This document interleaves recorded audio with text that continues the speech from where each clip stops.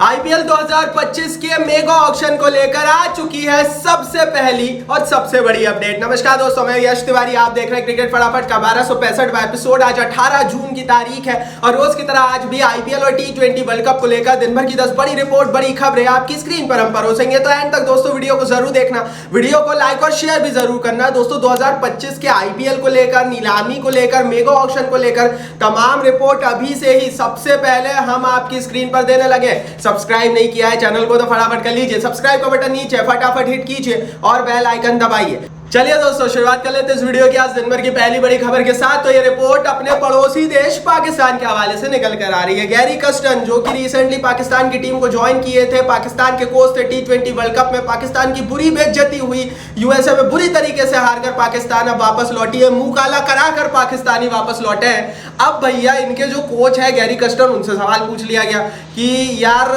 आप कोच थे तो ऐसा क्या हो गया कि टीम इतना बुरा हार गई। तो गैरी कस्टन ने 2-3 चीजें कही। उन्होंने कहा कि पहली बात तो ये मैं रिसेंटली कोच बना हूं, दूसरी चीज टीम में आपकी कोई यूनिटी नहीं है, तीसरी चीज ऐसी टीम कंडीशन मैंने अपने करियर में आज तक नहीं देखी जहां खिलाड़ी से बात नहीं कर रहा है। उन्होंने बहुत सारी बातें कही, पूर्ण रूप से ब्लास्ट किया उन्होंने पाकिस्तान की टीम के ऊपर और उन्होंने अंदर की सच्चाई बता दी कि किस तरह से बाबर आजम को लेकर बाकी खिलाड़ी एज ए कैप्टन उनको बनाने को लेकर खुश नहीं थे।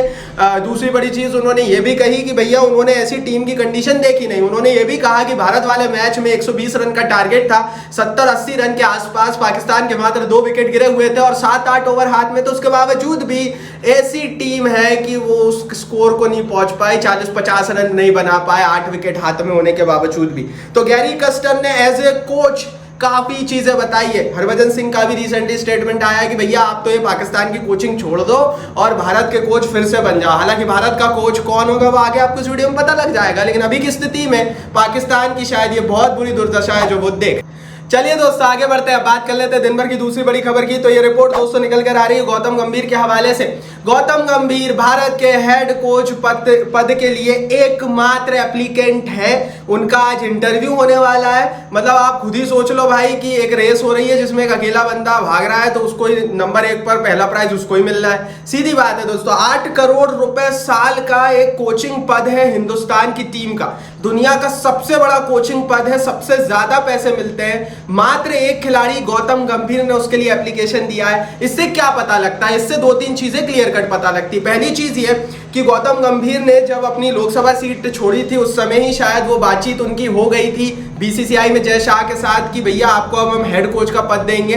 दैट्स वाई उन्होंने उस समय पॉलिटिक्स से भी संन्यास ले लिया, बीजेपी छोड़ दी, पॉलिटिक्स से अपने आप को पूर्ण रूप से दूर कर दिया और तब से ही वो तैयारी करने लगे थे कि भैया मुझे हेड कोच बनना है। जब केकेआर को जीत मिली, केकेआर के ये मेंटोर थे, उसी समय जय शाह की बातचीत हुई लंबी गंभीर के साथ और उसी समय पूरी दुनिया के सारे लोग समझ गए थे कि यही हेड कोच बनेंगे। 8 करोड़ रुपए का ये पद एक तरह से सीधे सीधे गंभीर को ऑफर किया गया है, सीधा सीधा हाथ में दे दिया गया है। जबकि बीसीसीआई का नियम ये कहता है कि इस पद के लिए टेंडर और इंटरव्यू किए जाएंगे और मेरिट के हिसाब से फिर हेड कोच की पोजीशंस दी जाएगी और पैसों को लेकर भी नेगोशिएशन किया जाएगा। लेकिन यहां पर ऐसा कुछ भी नहीं हो रहा है। अब गंभीर कितने सफल होते हैं हिंदुस्तान के लिए ये तो समय बताएगा, बट अभी तो ये आप मानकर चलिए कि अगले कोच गंभीर ही होने वाले हैं। आगे बढ़ते हैं दोस्तों, बात करते हैं दिन भर की तीसरी बड़ी खबर की। तो अफगानिस्तान के कोच जोनाथन ट्रॉट ने अफगानिस्तान की रीसेंट टी20 वर्ल्ड कप में सक्सेस को लेकर एक बड़ी बात कह दी। उन्होंने कहा IPL exposure serve well for strong Afghan so.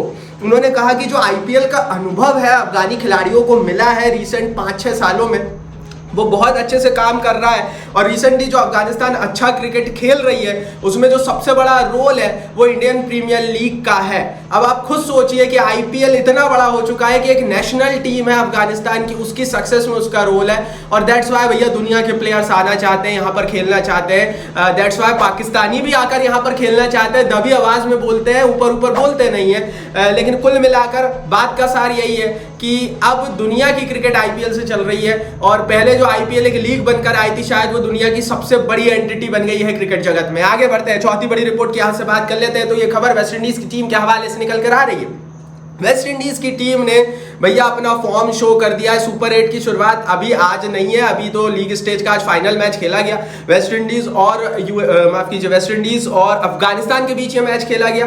West Indies की टीम ने 218 रन बनाए, अफगानिस्तान की टीम को 104 रनों से हरा दिया। ये दोनों ही टीमें सुपर 8 में ग्रुप 2 का हिस्सा है, माफ कीजिए वेस्ट इंडीज ग्रुप 2 का हिस्सा है, अफगानिस्तान ग्रुप 1 का हिस्सा है। लेकिन कुल मिलाकर बात यह है कि वेस्ट इंडीज बहुत तगड़े फॉर्म में अचानक से सुपर 8 से पहले आ चुकी है। और जो ग्रुप 2 है सुपर 8 में, जिसमें साउथ अफ्रीका है, इंग्लैंड है, यूएस है, उनको बचकर रहने की जरूरत है, क्योंकि वेस्ट इंडीज जैसी टीम अगर फॉर्म में आती है और जिस तरह का अभी तक वर्ल्ड कप बीता है उस कंडीशन में 100 150 रन नहीं बने टीमों से, इन्होंने 218 रन बनाए, तो ये कुछ भी कर सकते हैं। आगे बढ़ते हैं दोस्तों, पांचवी बड़ी रिपोर्ट की यहां से बात कर लेते हैं। तो कल से सुपर 8 की शुरुआत होगी T20 वर्ल्ड कप में। साउथ अफ्रीका और यूनाइटेड स्टेट्स ऑफ अमेरिका के बीच रात 8 बजे एंटीगुआ में पहला सुपर 8 का मैच खेला जाएगा। सुपर 8 का पूरा शेड्यूल कल हमने डाल दिया था अपने चैनल पर, उसकी लिंक ऊपर कार्ड में चल रही होगी, पूरा शेड्यूल जरूर देखिएगा। 12 मैचेस होंगे, कौन जीत सकता है किस मैच को वो भी हमने बताया है। और इस पहले मैच में मुझे ऐसा लगता है भैया साउथ अफ्रीका जीतने वाली।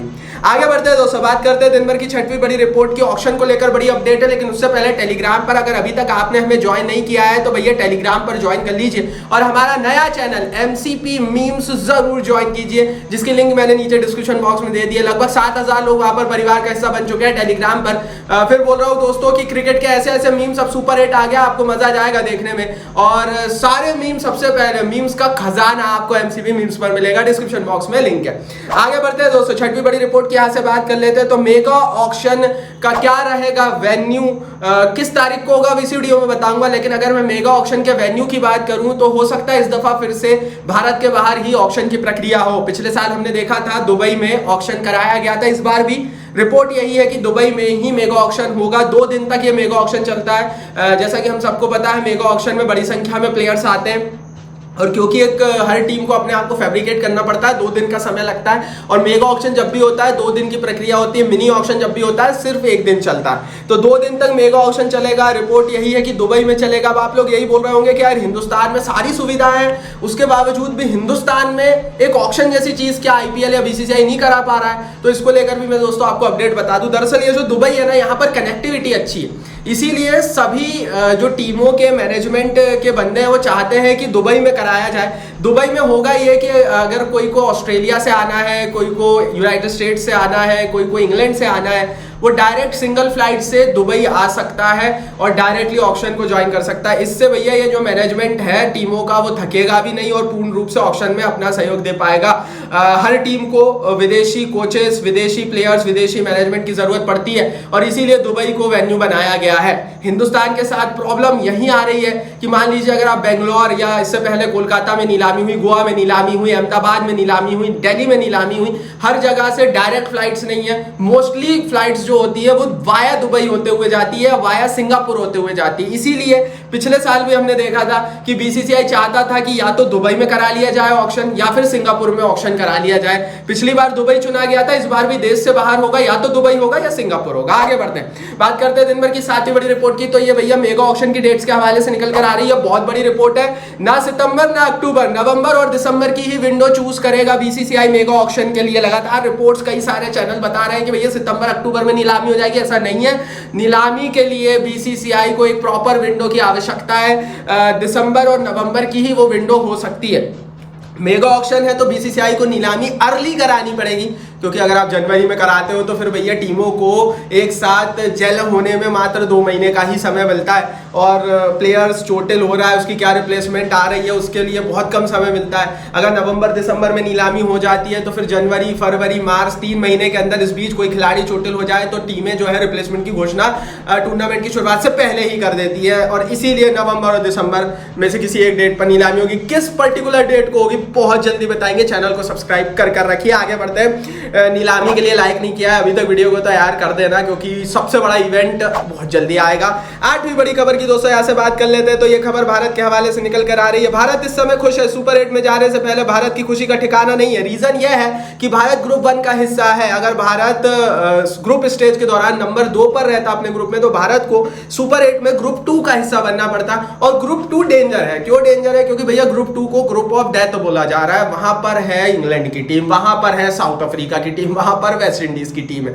तो ये तीनों तगड़ी टीम है ग्रुप 2 में। भारत वाले ग्रुप में सिर्फ ऑस्ट्रेलिया एक तगड़ी टीम है, भारत खुद है। अफगानिस्तान एक इनकंसिस्टेंट टीम रही है, कभी बहुत अच्छा कभी बहुत बुरा क्रिकेट खेलती है, और बांग्लादेश से बहुत ज्यादा उम्मीदें करना बेकार होगा। तो कुल मिलाकर भारत कंपैरेटिवली एक आसान ग्रुप का हिस्सा है, तो भारत के सेमीफाइनल के चांसेस मेरे हिसाब से यहां से लगभग 100% पक्के। आगे बढ़ते हैं दोस्तों, यहाँ से बात कर लेते हैं दिन भर की 9वीं बड़ी खबर की। तो भैया ट्रेंट बोल्ट ने संन्यास ले लिया है। 83 विकेट्स निकाले अपने T20 इंटरनेशनल करियर में 61 मैचों में। Last match Papua New Guinea के खिलाफ ट्रेंट बोल्ट ने खेला और फाइनली संन्यास की घोषणा कर दी। वर्ल्ड कप न्यूजीलैंड के लिए अच्छा नहीं रहा है, न्यूजीलैंड की टीम को अर्ली एग्जिट लेना पड़ा। किसी ने सोचा नहीं था न्यूजीलैंड बाहर हो जाएगा, बाहर हो गया है। अच्छा, ट्रेंट बोल्ट के हवाले से रिपोर्ट यह है कि मात्र उन्होंने T20 इंटरनेशनल से संन्यास लिया है, वो IPL और बाकी दुनिया भर का T20 क्रिकेट खेलते रहेंगे।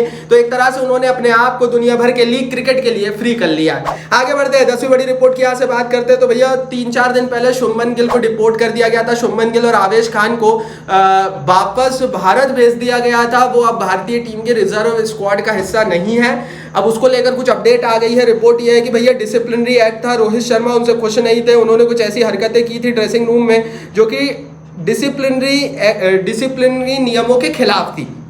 हालांकि बैटिंग कोच ने इस र्यूमर पर कहा, उन्होंने मना किया कि ऐसा कुछ भी नहीं है, लेकिन अंदर खाने से खबर तो यही है भाई कि रोहित शर्मा और गिल के बीच सब कुछ सही नहीं है। ये थी दिन भर की 10 बड़ी खबरें। टेलीग्राम पर ज्वाइन कर लो, नीचे लिंक है, इस वीडियो को लाइक और शेयर कर दो। चैनल को सब्सक्राइब नहीं किया अभी तक तो सब्सक्राइब करो, नीचे फटाफट हिट करके बेल आइकन दबाओ।